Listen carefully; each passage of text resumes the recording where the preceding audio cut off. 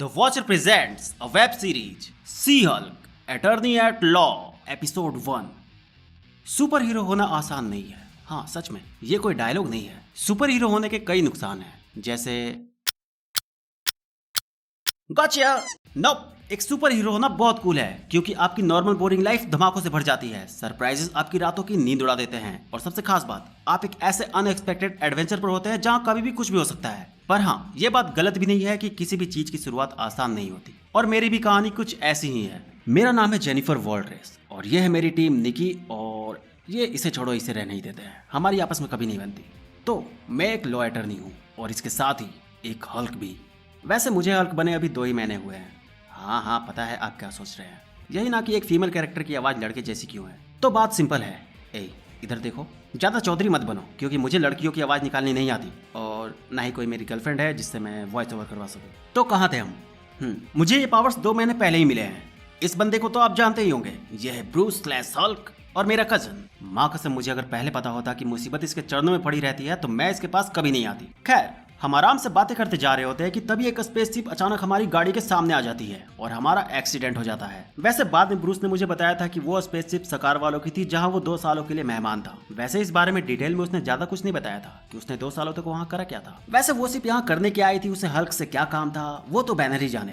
फिलहाल उस सिप की मेहरबानी से जो हमारा एक्सीडेंट हुआ था, उस एक्सीडेंट के दौरान ब्रूस के खून का कुछ कतरा मेरी बॉडी में चला गया। हालांकि उसने मुझे आगाह करने की बहुत कोशिश की थी, पर यार अगर आपके सामने आपका कजन मर रहा हो तो आप सामने बैठकर उसकी मौत का तमाशा तो नहीं देख सकते ना। हालांकि मैं भूल गई थी कि वो हल्क है और वो मर नहीं सकता। खैर, अब एक हल्क बनना कितना खतरनाक है ये ब्रूस जानता था, तो वो मुझे कैद कर लेता है।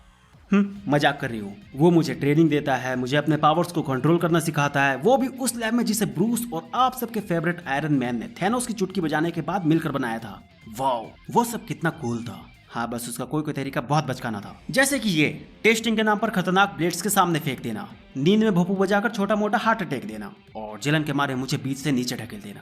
वैसे ब्रूस को जलता हुआ देखना बहुत मजेदार था। वैसे बेचारे को मुझसे जलना भी बनता था। बेचारे को जिस हल्क को कंट्रोल करने में सालों लग गए, मैंने उसे कुछ ही दिनों में कंट्रोल कर लिया।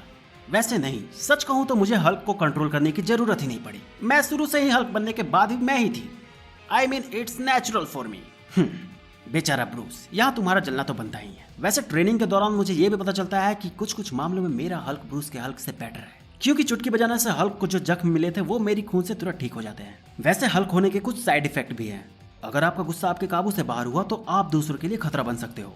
तो मेरी ट्रेनिंग खत्म होने के बाद भी बैनर नहीं चाहता था कि मैं उसे छोड़कर जाऊं, और ये भी फैक्ट है कि मेरे जाने के बाद वो फिर से अकेला हो जाता। पर यार, बैनर को समझना होगा कि ये मेरी लाइफ नहीं है। मुझे नहीं बनना कोई सुपर हीरो वगैरह। मुझे किसी दूसरे ग्रह पर जाकर किसी अनजान बैगन से नहीं पिटना। उप्स, सॉरी हल्क, पुराने जख्म ताजा करने के लिए। खैर, मेरी एक नॉर्मल जिंदगी मेरा इंतजार कर रही थी, जहां मैंने कई सालों की मेहनत से अपना करियर बनाया है, और हाँ, बैंक से लोन लेकर भी। तो मैं ये सब ऐसे ही नहीं छोड़ सकती थी। वैसे इतना इमोशनल ब्लैकमेल करने पर भी बैनर नहीं मान रहा था, जिसके बाद मुझसे एक छोटी सी गलती हो जाती है। आई मीन थोड़ी सी बड़ी गलती हो जाती है। मैं बेचारे के अकेलेपन का बिना रुके गोली की तरह मजाक उड़ा देती हूँ, बिना ये सोचे समझे कि उसने कितना कुछ सहा है।